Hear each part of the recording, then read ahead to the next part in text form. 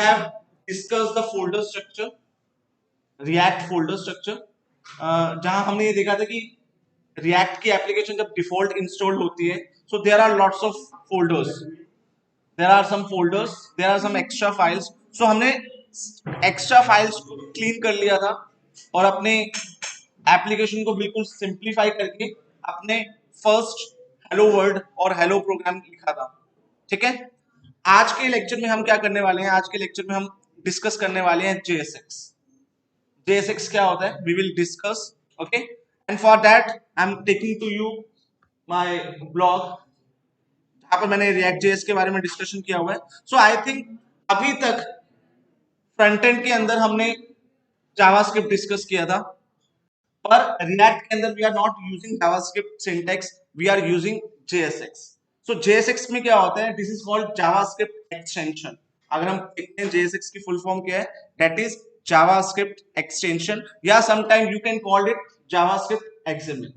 तो यहां पर जो आपके सिंटेक्स होंगे, that is a mixture of HTML and JavaScript.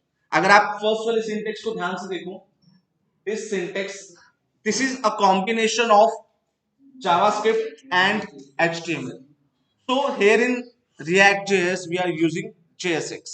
Okay, अगर इसी JSX को मैं अगर सिंपली बात करूं जावास्क्रिप्ट के अंदर, तो हम इसको ऐसे लिखेंगे. This is a normal JavaScript syntax and you can convert JSX into JavaScript syntax using this Babel.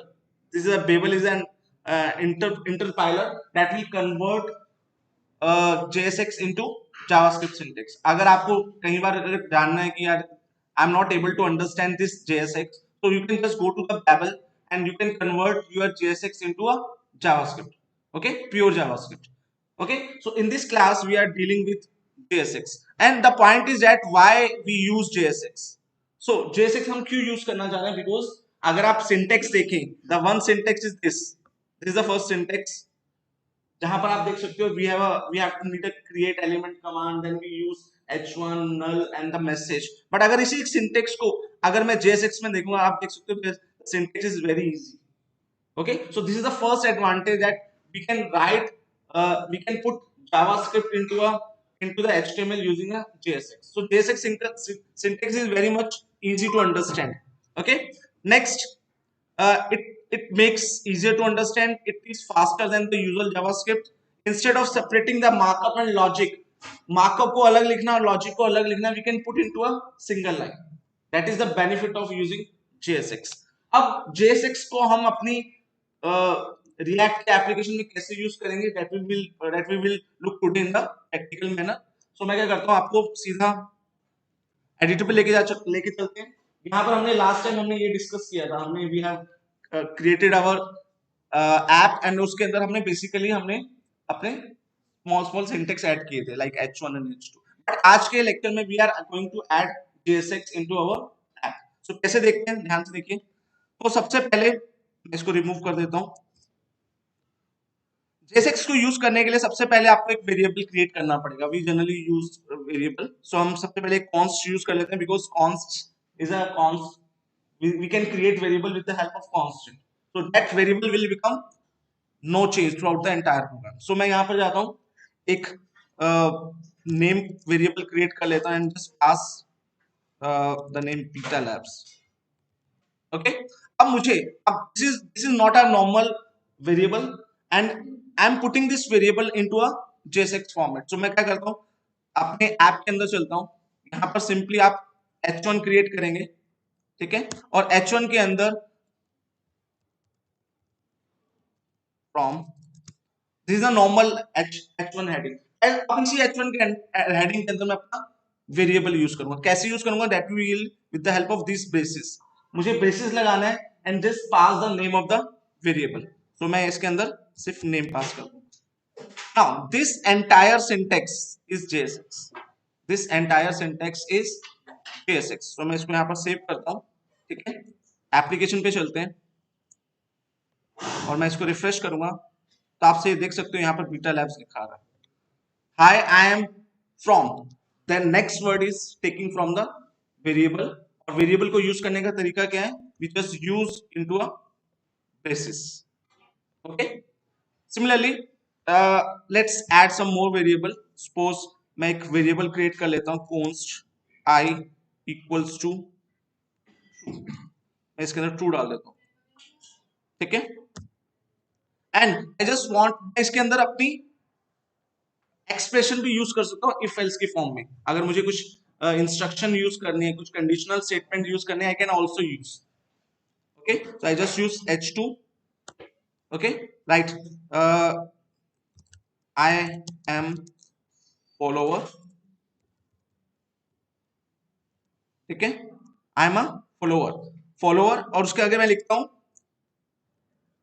यहां पर जाते हैं, अगर i इक्वल्स टू 1 है. ठीक है, so simply I am using ternary operator. So I'm just writing yes, else it will be no. Okay, तो मैं सेव करता हूं. Depending upon the value of i it will print either yes और no. Okay, सो मैंने क्या करा, इस पूरे सिंटेक्स के अंदर आप देखोगे, this entire syntax having our HTML, that is the template, as well as the conditional statement, that is of JavaScript. So entire things will be packed into a JSX format. So मैं इसको save करता हूँ. Let's move to the page and it will print yes. Okay, depending upon the value of I. If the I is false, then it will print no. Okay. Okay. So यहाँ पर आपकी execution और template एक ही साथ बन रहे हैं. So it is a mixture of both the things, HTML as well as the JavaScript. Okay. Now let's add one image. मुझे इसमें एक image add करना है. So कैसे add करूंगा? मैं यहाँ चलता हूँ. Image के लिए आप क्या tag use करते हो? img. ठीक है? img. Okay. And here is src and alt, alternate. Okay. Now I have to close this. मुझे सोर्स ऐड करना है. सिंपल तरीका है, मैं सोर्स यहां ऐड कर दूं, बट हो सकता है ये इमेज मुझे बार बार यूज करनी है. सो बार बार मैं एड्रेस को कॉपी करके लेकर आऊंगा, एड्रेस को कॉपी करके लेकर आऊंगा. So better way is I just first copy the address. तो मैं ऐसा करता हूं, यहीं पर चलते हैं, I just copy this image. Okay, now यहां चलते हैं, एक नया वेरिएबल क्रिएट करते हैं, कॉन्स्ट लोगो, और इसके अंदर मैं अपना एड्रेस सेव कर देता हूं. ठीक है, अब मुझे सिंपली यहां चलना है. Instead of passing the address, मैं यहां पर सिंपली लोगो पास कर दूंगा. सिंपली लोगो पास कर दूंगा. इसको सेव करते हैं. Let's move to this application and just refresh this. Okay, तो हम क्या कर रहे हैं, we are using JSX, and JSX का सिंपली यूज करने का तरीका है कि वी यूज कर्ली ब्रैकेट्स, और सिंपली उसके अंदर आप अपना जो भी वेरिएबल है उसको पास करो. ओके, नाउ मुझे इस इमेज को एज अ लिंक यूज करना है. I am clicking on the image and I will move towards that particular block. तो मुझे इस पे मूव करना है. कैसे करेंगे बताओ? We use anchor tag. तो यहां चलते हैं, आई यूज ए. ओके, और मुझे इस क्लोजिंग टैग को सबसे नीचे पेस्ट कर देना, इमेज के नीचे. एंड नाउ रेफरेंस की जगह, रेफरेंस को मैं क्या करूंगा, इसके अंदर स्टोर कराऊंगा, अगेन एक वेरिएबल के अंदर, const link. Okay, and that is https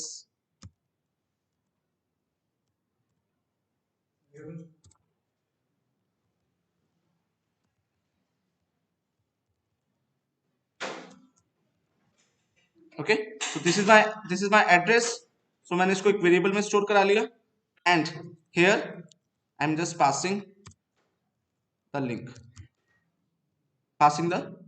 save करते हैं and just refresh. now image will be become a link. okay, जब मैं इस इमेज पे क्लिक करता हूं, I move towards that particular address. okay, understand? So you can put anything in between that in the form of JSX. आप किसी भी चीज को JSX में फॉर्मेट कर सकते हो. अब सपोज मुझे यहां पर बहुत बड़े एलिमेंट्स है, मुझे 3-4 एलिमेंट्स को यूज करना है. ठीक है, आई जस्ट वांट, मुझे एक ऑर्डर लिस्ट बनानी है, उस पूरी ऑर्डर लिस्ट को एज ए JSX पास करना है. तो वो भी मैं पास कर सकता हूँ। सो मैं यहां चलता हूँ, एक एलिमेंट क्रिएट करते हैं, कॉन्स्ट एलिमेंट, ओके। और इस एलिमेंट के अंदर मैं एक ऑर्डर लिस्ट बना रहा हूं, सो आई यूज ओएल टैग, ठीक है। ओएल टैग के बाद मैं अंदर एल टैग क्रिएट करता हूँ, एंड इसके अंदर सपोज मैं डालता हूँ HTML5, that will be CSS3 JavaScript, and here we pass MongoDB, and let's create one more, that is React JS, ठीक है। Now this is a list of elements। अब इन सारे एलिमेंट्स की हेल्प से मैं इसको सिंपल इसको पास करूंगा एलिमेंट को, and it will automatically create all the elements, ठीक है। सो मैंने क्या किया, अपने एलिमेंट्स को, अपने टैग्स को एक वेरिएबल में स्टोर किया, and if I want to create our order list, so मैं भी वो भी क्रिएट कर सकता हूँ। कैसे, ध्यान से देखो, यहां चलते हैं नीचे। So I just write H3 topics you will learn here, okay। नीचे चलते हैं, I just use element, okay। मैं सिंपली JSX पास कर दूंगा, and it will automatically create that order list. Save करते हैं, refresh, it will create that order list, okay. आप देख सकते हो it will automatically create that order list, okay. Just wait a minute, मैंने उसको ए के अंदर पास कर दिया, it should be outside a, okay. वो लिंक की तरह काम कर, ओके, अंडरस्टैंड। नाउ मुझे इसके ऊपर CSS अप्लाई करना है, I just want to add CSS। तो CSS करने का तरीका क्या है, there are two ways, one is put into an external file and use it, और यू कैन यूज इंटरनल, और you can use inline. So inline CSS को React में कैसे यूज करते हैं, ध्यान से देखो।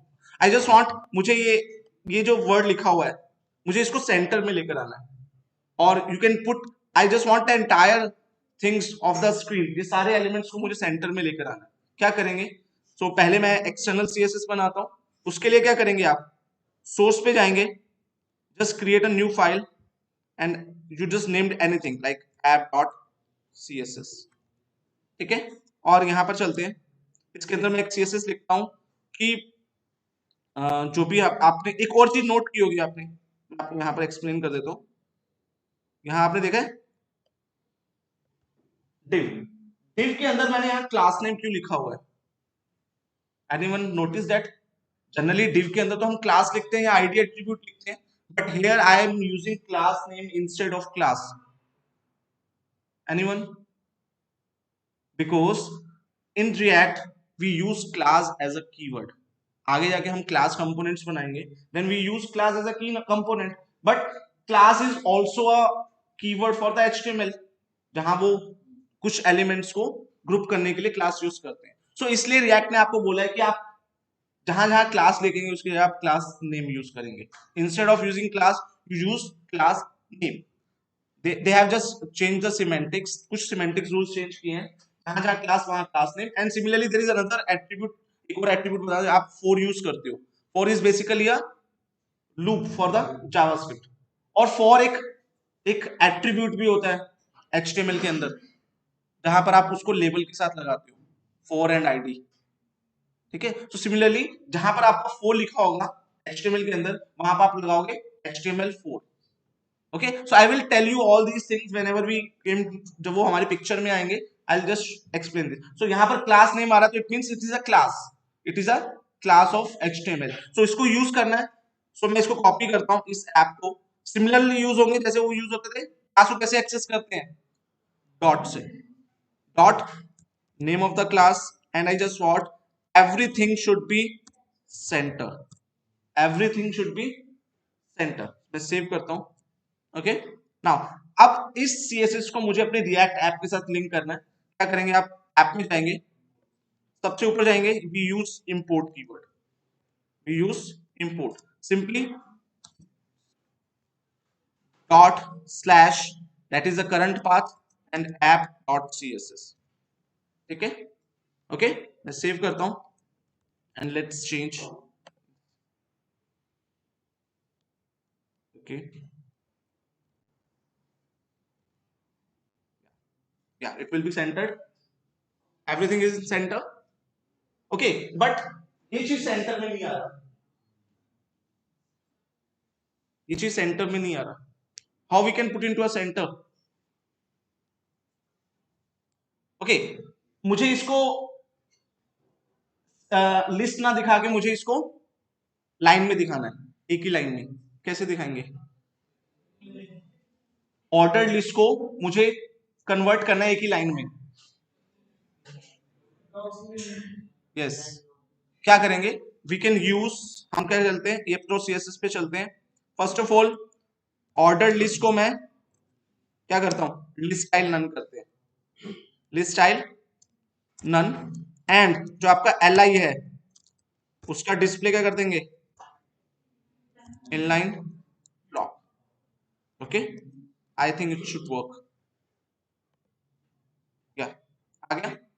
And you can also add some margin, I think 10 pixel. Yeah, okay, बन गया ऐसा. ठीक है, नाउ आई जस्ट वांट, मुझे अब इनलाइन सीएसएस यूज करना है. I just want inline CSS. अब यहां पर ये जो बीटा लैब्स आ रहा है, इस वर्ड को मुझे रेड करना है एंड इसके पीछे बैकग्राउंड येलो कलर करना है. तो आई am using inline CSS. Inline CSS कैसे यूज करेंगे, ध्यान से देखिए. सो क्या करते हैं, हम app.js में चलते हैं. ठीक है, पहले तो मुझे इसको करना है, बीटा लैब्स को क्या करना है, रेड करना है. So I use span here. Okay, and I am closing with the span. अब मैं यहां पर इनलाइन सीएसएस बना रहा हूं, कैसे बनाएंगे? So I can use CSS style. मैं एक कॉन्स्ट बना लेता हूं, एक वेरिएबल बना लेता हूं सीएसएस स्टाइल के नाम से. Okay, now here I am using this. Now मुझे क्या करना है, स्पैन एलिमेंट पे अप्लाई करना है and that colour should be red. So मैं यहां चलते हैं, simply colour will be red. Okay, colour will be red. अब इस वेरिएबल को एज अ सीएसएस कैसे यूज करेंगे? आप क्या करोगे, स्पैन के अंदर जाओगे, we have a style attribute, और स्टाइल एट्रीब्यूट के अंदर we just pass this. okay, the name of the variable where you pass the css. This is called inline css in react.js. so मैं इसको save करता हूं. okay, let's make, yes, okay, आ गया.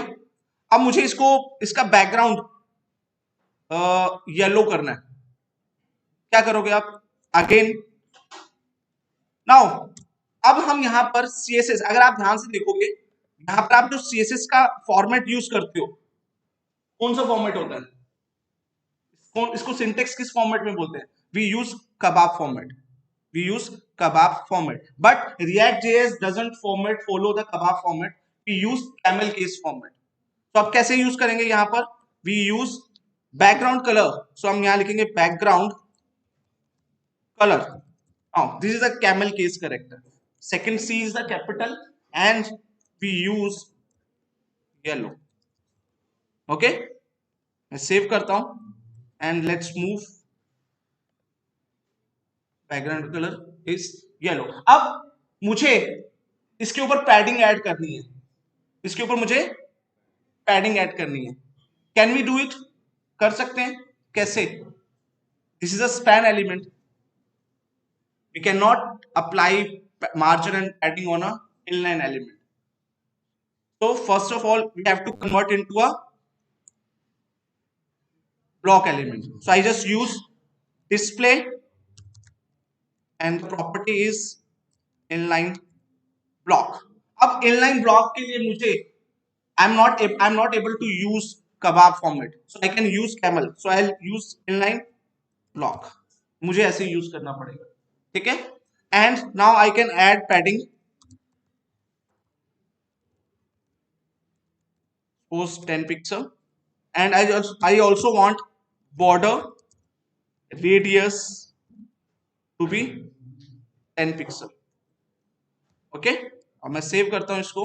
Let's move, refresh, and you will see padding add हो गया और it will be radius corners. So this is the way of dealing with JSX. सो आपको JSX use करना है, you can use this with the help of their braces. आप क्या करो, CSS को एक वेरिएबल में स्टोर कराओ एंड उस वेरिएबल का नाम सिंपली आप एज अ JSX पास कर दो. So this way you can you can apply CSS to your element also. और last but not least, अगर आपको किसी एलिमेंट को कमेंट करना है तो आप यहां पर जाओ, सपोज मुझे इस एलिमेंट को कमेंट करना है and then you have to use this. So आप देखोगे जो कमेंट भी है वो भी JSX फॉर्मेट में. Okay, so comments will also be a part of JSX. So these are the things that we have covered today in this class. We will use JSX format. We can put everything in variable and then pass the variable into your HTML template by using the braces.